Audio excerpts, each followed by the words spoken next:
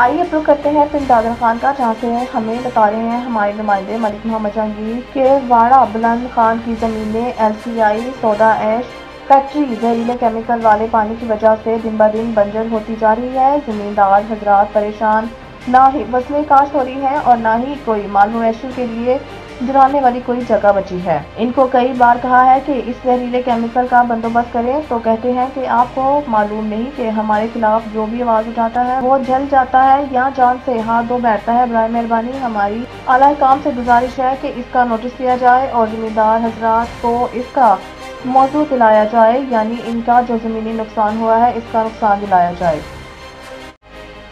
جنگ سے خبر شامل کرتے ہیں۔ سجاد حسین کی رپورٹ کے مطابق علاقہ تھانہ 18 ہزاری میں غرت کے نام پر قتل DPO محمد راشد ہدایت کا فوری نوٹس۔ پولیس تھانہ 18 ہزاری نے مقتولہ کے قاتل کو گرفتار کر لیا۔ تفصیلات کے مطابق معزہ عمرانہ علاقہ تھانہ 18 ہزاری میں غرت کے نام پر فرزانہ بیوی کے قتل کا افسوسناک واقعہ پیش آیا، جس پر DPO محمد راشد ہدایت نے فوری نوٹس لیتے ہوئے قاتل کی گرفتاری کے احکامات جاری کیے۔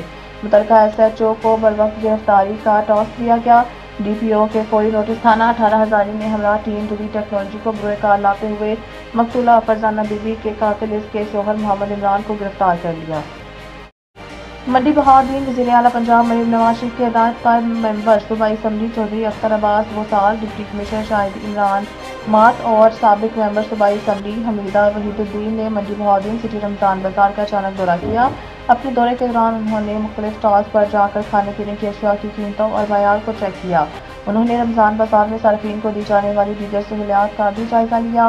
اس موقع پر ان کا کہنا تھا کہ حکومت پنجاب کی جانب سے رمضان بازار میں ایگریکلچر فیئر پرائز شاپ کے ذریعے اشیاء خودنوش، آٹا، گھی، چینی، پھلوں، گوشت اور سبزیوں پر سبسڈی دی جا رہی ہے۔ اب تک کے لیے اتنا ہی۔ مزید خبروں سے باخبر رہنے کے لیے پڑھیں صبح کا اخبار، روزنامہ ریٹ نیوز اور تازہ ترین اپڈیٹ کے لیے وزٹ کریں ہماری ویب سائٹ retnews.pk۔